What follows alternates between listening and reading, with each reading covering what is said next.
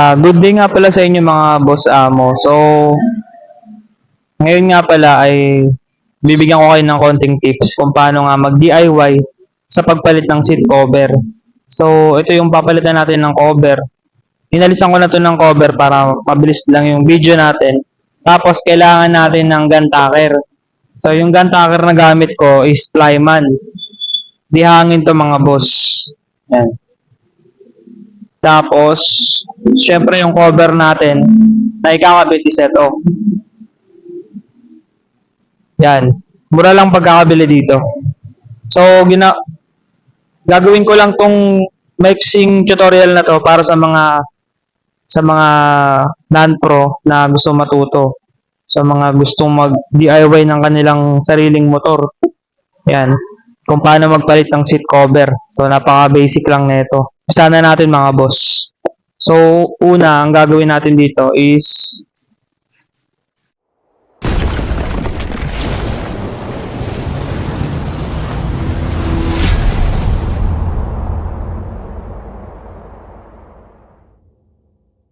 una natin gagawin ay kailangan natin itupito yung dalawang dulo.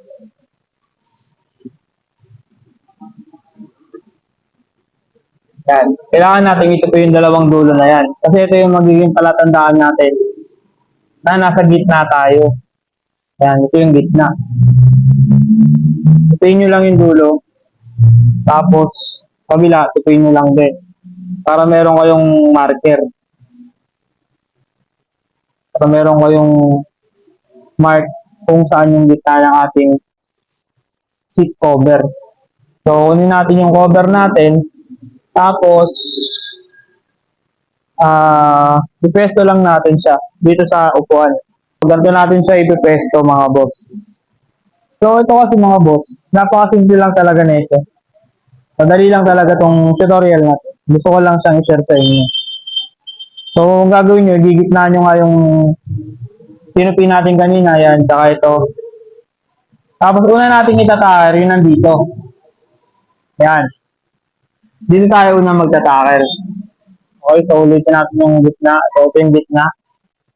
Tapos, itataker lang natin siya dito. Isang taker lang muna mga boss ha. Isang taker lang muna.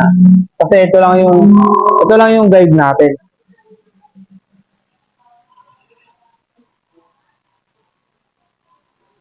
Yan, isang taker lang muna. Yan, kasi pwede pa nating tanggalin ito mamaya. Tatanggalin pa natin yan kapag sobrang lukot. So, next naman, kapag natakar na natin yung dito, yan, sa pinaka unahan ng ating upuan, then dito naman tayo sa likod ng upuan natin. So, hanapin ulit natin yung gitna, yung tinupi natin kanina, ito yun. So, itatakar lang natin dito, isang piraso lang, isang takar lang din. Ito yung para sa mga beginner. Tapos, mas okay kung hihilain nyo yung cover. Yan, mas okay kung hihilain natin siya. Yan, huwag naman sobrang hila kasi baka masira. Tapos, yung gitna, tatakar lang natin dito. Kapag sobrang banat kasi ng cover, malaki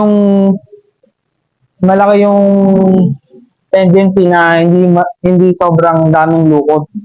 Kaya kailangan talaga batak yung cover. Kaya minsan may mga cover na nasisira. So, normal lang talaga yun. Kasi kailangan talaga batak siya. Pag hindi siya batak, maraming lukot. So, meron na tayong guide dito at dito. Dalawang dulo. Ngayon naman, dito naman tayo. Sa gitna.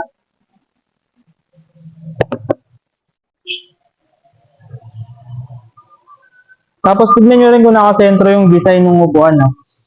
Minsan kasi may mga design na upuan na nandito yung pinaka-design dito sa may passenger seat. So, ganyan yung design natin kaya itatakar na natin yung dalawang gilid. Dapat batak rin siya mga boss para maiwasan natin yung lukot. So yan, batak na yan. Gagawin natin, yung dalawang gilid is itataker muna natin.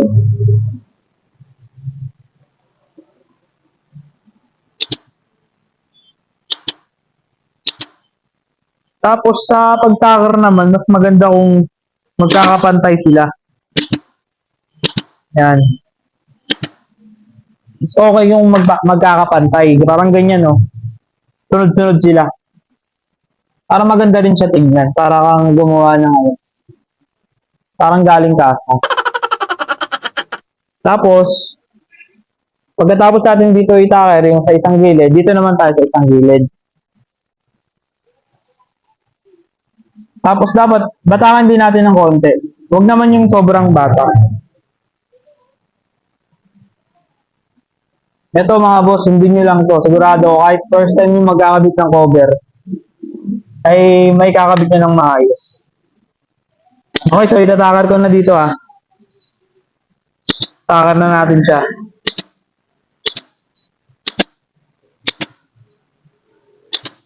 Okay, so meron na tayo dito sa mga gilid. Ayan, ito na yung resulta agad ng ating upuan. Next naman ay ito yung malapit sa may front ng ating upuan. Tatakar din natin to. Okay? So, itakar natin yan. Ito dapat banat siya.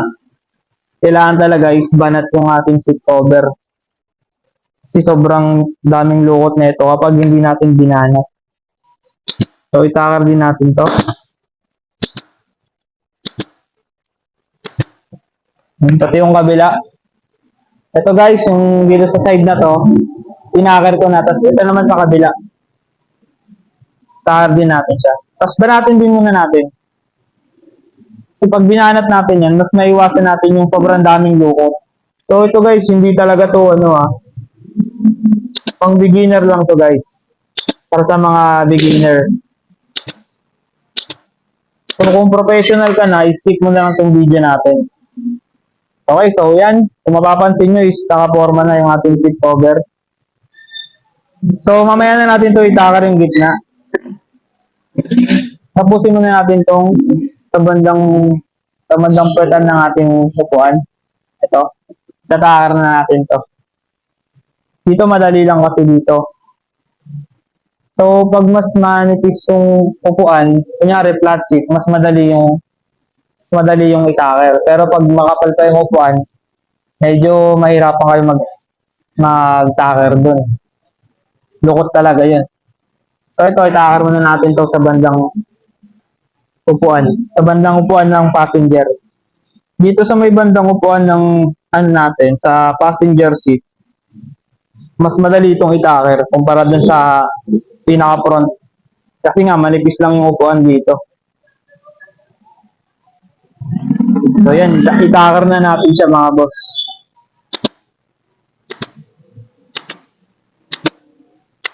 So ingat na lang din kayo sa paggamit ng takar natin kasi baka maitakar niyo yung daliri.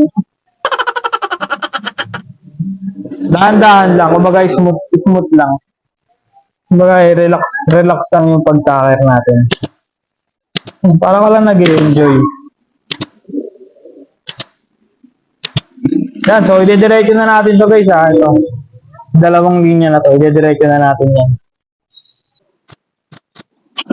Yan, so tingnan nyo yung pagkakatakar ko.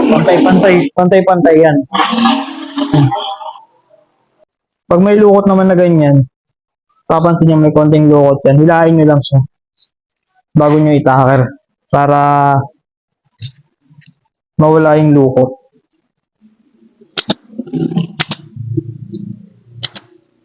Kailangan talaga ibabanatin natin. Yan, kailangan babanatin natin ng konti bago natin itakar. Yan, so tatapusin muna natin yung dito sa bandang kapitan ng upuan natin para dito na lang yung problema natin. Dito kasi medyo mahirap kasi malukot talaga dito. Lalo na pag makapal yung foam. Yan, palukot yan. Ito naman bago natin to i-diretso ng itakar, tatanggalin muna natin yung una natin tinakar. Alisin natin yan. Kaya natin to aalisin mga boss para mabanat ulit natin. Kaya ito, yung unang tinakar natin dito, huwag yung masyadong panggigigilan. Dapat mahihina lang. para madali mo na siya matanggal. Ayun, tinanggal natin yung stapler. Tapos, ang purpose natin yan, para mabanat natin to. Kasi, hindi naman yan talaga banat na banat kanina. So, ito, banat na banat yan. So, doblehin ko na yung takar ko dito. Para hindi na siya para hindi na siya, ano, pag dito lumuwag. Yan, dinamihan ko na yung pagkatakar dito.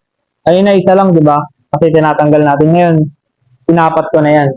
So, pwede na natin itong idiretso. Okay, so itatakar na natin lahat to. Madali lang to kasi manipis dito sa bandang petan ng ating upuan. Manipis lang kasi yan. Doon tayo problema mamaya sa harap. Kasi doon, makapal yung foam. So, mapapalaban tayo doon. Sige. Yan. Diretso na natin to. Ito mga boss is para lang makatulong tayo sa mga mag-DIY. So, kailangan talaga may tacker tayo. Pwede naman yung manual na tacker, pwede rin yung dihangin. Mas okay pa rin yung dihangin mga boss kaysa sa manual. Pwede naman yung manual, kaya lang tatagalan talaga kayo. Dati kasi bumili ako ng manual. So, nangyari is ayaw niyang tumalab sa mga plastic, lalo pag matitigas. Ayaw niya tumalab. Kaya di ko na nagamit. Ngayon, bumili ako na ito di hangin. Nag-invest ako. So, matibay itong plyman na to guys. Ito, bago nyo siya bago nyo siya itaker, babanatin nyo muna ng konti para mawala yung lukot. Bakit kasi tignan pag maraming lukot? Ayun o, tignan nyo. Wala siyang lukot. Yan. Pansinin nyo, walang lukot yan. Tapos yung likod niya, ayan, sunod-sunod yung taker. Okay, so tapos na dito sa may bandang petan ng upuan natin. Dito naman tayo sa harap. Dito kasi mahirap. So bago natin ituloy to, kung kaninang hindi natin tinakar dito, itakar muna natin siya. Ganun pa rin, babanatin din natin siya ng kaunti para maiwasan natin yung lukot. Para kayong nito mga boss. Para kayong nag-cover. Parang galing kasa. Pero DIY lang. Kayo matakot tumubok ng mga mga bagay-bagay. Lalo na pag sarili nyong motor. Masarap pa rin pag sarili natin. Ito lang magkakatalo sa may gun tacker kasi siyempre yun iba, wala pang ganitong klaseng gun tacker. So, gamit nila is yung manual pa, yung parang pang-kahoy. Pwede rin naman yun. Basta sundin nyo lang yung tinuro kong diskarte. Yun lang naman yung importante dyan. So, yan. Okay na yung mga gilid yan. Malinis na yung mga gilid. Walang lukot. Dito naman tayo. Ito yung problema yung dito. Dito kayo mahihirapan. Talagang magkakalukot to. So, gawin natin yung ginawa natin kanina dito sa likod. Alisin natin yung stapler. Yung isang pirasong stapler. Yan, isang piraso lang. Alisin muna natin yan. Kasi kailangan natin ba natin to. Okay, so yan. Natanggal na natin yung stapler dito. So, para mabanat natin. Kailangan, banat na banat talaga siya. Yan. Tapos, itakar ulit natin siya. Tapos, doblehin na natin yung taker. Kanina kasi isa lang, di ba? Ngayon, dodoblehin na natin to. Para hindi siya lumuwag. Yan, inapat ko na. Lumayin na natin. Yan. Yan, nilima ko na yan, mga boss. So, maigpit na talaga yan dito. So, ngayon, yung mga gilid naman tayo. Unahin nyo lagi dito. Dito okay lang magkalukot. Wala tayong magagawa dyan. Kasi mataba yung foam natin. Kung gusto nyo mawala yung lukot dito, tatabasin nyo ng kaunti dito. O kaya, papatayin nyo yung seat cover. Pero dahil DIY lang ito mga boss, ipapakita ko sa inyo na yung talagang nangyayari sa seat cover na may lukot siya pero konting lukot lang. Okay, so yan na natin. Itakar na natin. Unahin natin dito. Pag ganun. Diskarte pa rin dito is babanatin nyo pa rin siya. Ano, binabanat ko siya. Banatin nyo yung seat cover para hindi siya masyadong malaki yung pagkalukot. Yan. Yan. Banatin nyo lang ito. Kaya matakot pagkalukot. Wala tayong magagawa dyan. Talagang pagkakalukot yan. Okay mga boss, so yan. Natakar na natin yung dito. Kabila naman. Ayun, mapapansin niya mayroon siyang tupi. Tinupi ko siya. Nagkakaroon talaga siya ng tupi. Pero hindi naman siya yung talagang lukot na lukot. Yung pangit tignan. Ito pa rin siyang tignan mga boss. Kahit mayroon siyang tupi. Yan mga boss, walang cut to. Walang cut. Dire-diretso. Okay, so yan mga boss, tapos na tayo. Ito na yung ating upuan na pinalitan natin ng seat cover. Ito yung dulo niya mga boss. Meron siyang tupi. Yan. Pag tinitigan nyo sa malapitan, halatang halata yan. Pero pag hindi nyo, pag nasa malayo naman, hindi na yan halata. Saka pag nakakabita siya sa motor. So, alisin muna natin itong mga sobrang tela.